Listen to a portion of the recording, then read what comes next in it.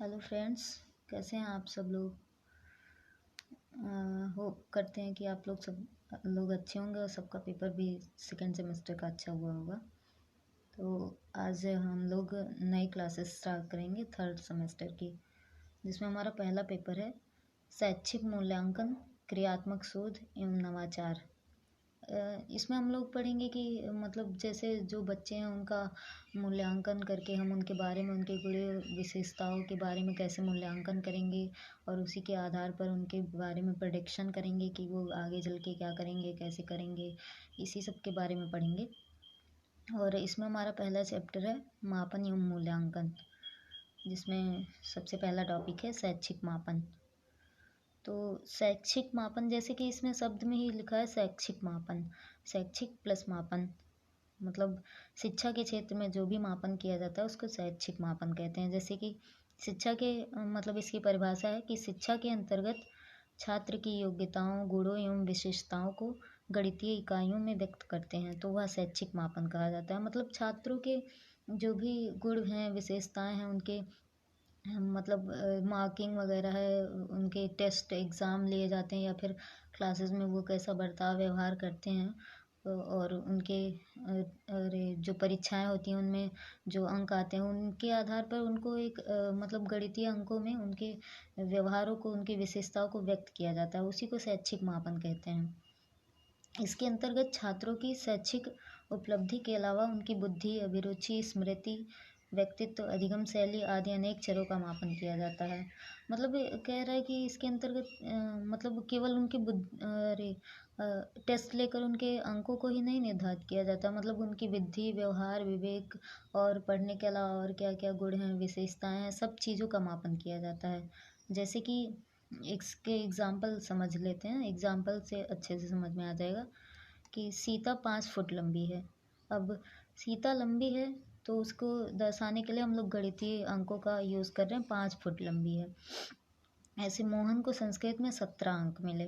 एक गणितीय फार्मूले मतलब गणितीय संक्रियाओं के द्वारा बच्चों की विशेषताओं, गुणों को अभिव्यक्त करना ही शैक्षिक मापन कहलाता है। अब इसकी कुछ परिभाषाएं हैं, जिसमें मतलब कुछ लोग दिए हैं जो साइंटिस्ट हुए हैं, मनोवैज्ञानिक हुए हैं, उनके आधार पे। पहला है रास के अनुसार। मापन एक परिमाणीकरण की प्रक्रिया है।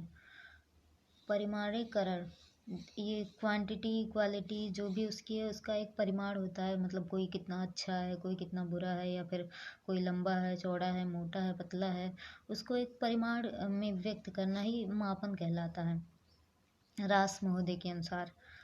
और अगला है एस स्टीवेंस के अनुसार। ये सबसे ज़्यादा इम्पॉर्टेंट है। स्टीवेंस एक मनोवैज्ञानिक थे, ये सबसे ज़्यादा इम्पॉर्टेंट है इस चैप्टर में।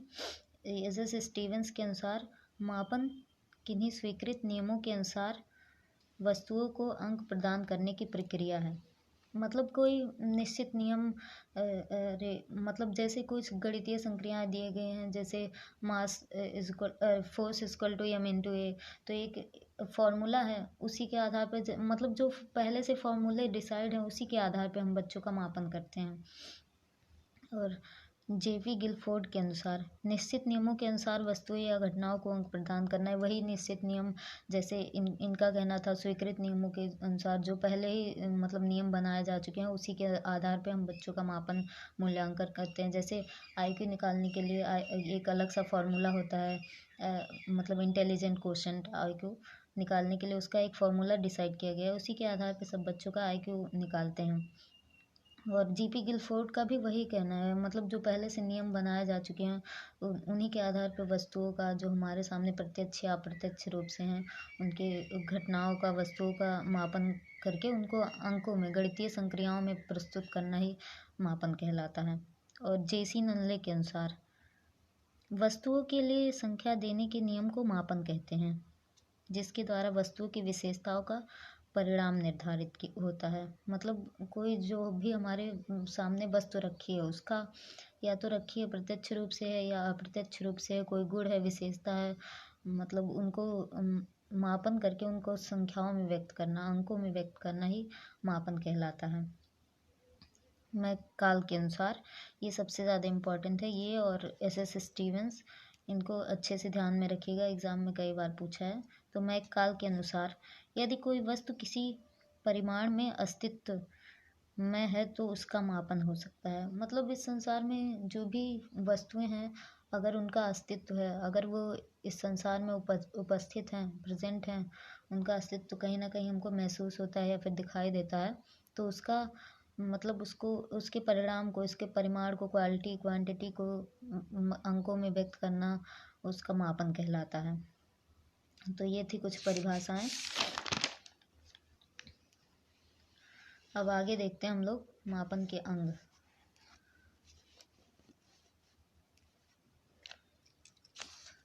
मापनकर्ता, पहला इसमें मापन के अंग में होता है मापनकर्ता। मतलब जो माप कर रहा है, जैसे कि हम बच्चों को अंक दे रहे हैं, अंक प्रदान कर रहे हैं टेस्ट लेकर उनका, तो हम मापनकर्ता हुए। और दूसरा होता है वस्तु, प्राणी अथवा क्रिया जिसकी किसी विशेषता का मापन हो रहा है। अब हम मापन कर रहे हैं तो हम मापन करता हुए, और अगर जिस बच्चे का मापन कर रहे हैं वो वस्तु, प्राणी अथवा क्रिया या उसकी कोई विशेषता, वो ये दूसरा अक्षर होता है इसका। वस्तु, प्राणी अथवा क्रिया की वह विशेषता जिसका मापन करना है। पहला हो गया मापन करता, दूसरा जिसका मापन किया जा रहा है, और तीसरा उसकी जिस विशेषता का मापन किया जा रहा है वो, और चौथा है वांछित चर की विशेषता को मापने के उपकरण या विधियाँ। और जिन उपकरणों की सहायता से यह विधियाँ, नियम जो हैं बनाए गए हैं, जिनकी सहायता से हम मापन कर रहे हैं, चौथा चर वो हो जाएगा चौथा अंग। इसके 4 अंग होते हैं मापन के। अब मापन के प्रकार। मापन 2 प्रकार का होता है, गुणात्मक मापन, मात्रात्मक मापन।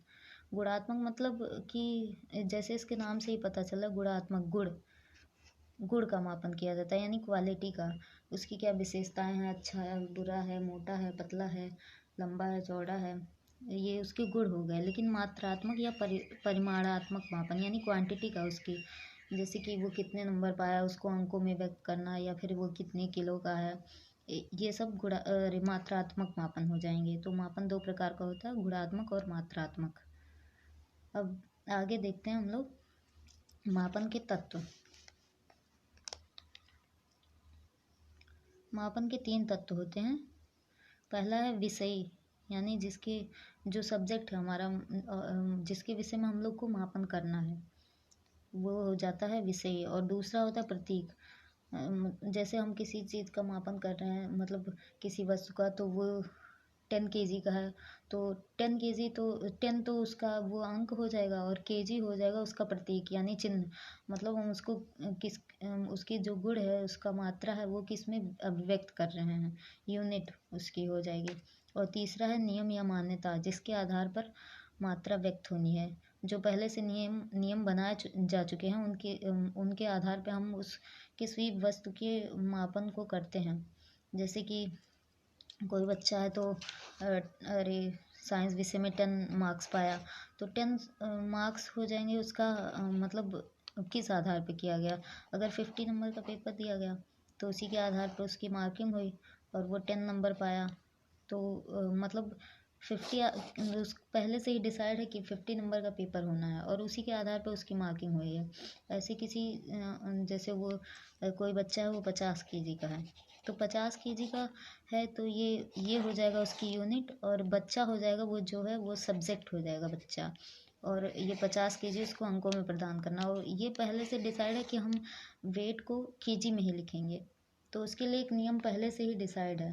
तो मापन के 3 तत्व हो जाएंगे, पहला जो जिसके बारे में मापन किया जा रहा है, और दूसरा मापन के प्रकार को, मापन के गुणों को, विशेषताओं को जिसमें व्यक्त किया जा रहा है, वो मात्रा यूनिट हो जाएगी, और तीसरा हो जाएगा जिस नियमों के आधार पर व्यक्त की जा रही है। तो ये थे आज की क्लास, जिसमें हम लोगों ने देखा शैक्षिक मापन क्या होता है, शैक्षिक मापन की कुछ परिभाषाएं देखी, अंग देखे, उसके प्रकार देखे, और शैक्षिक मापन के तत्व देखे। तो आज की क्लास में बस इतना ही। अगले क्लास में हम लोग देखेंगे शैक्षिक मापन के प्रकार। धन्यवाद।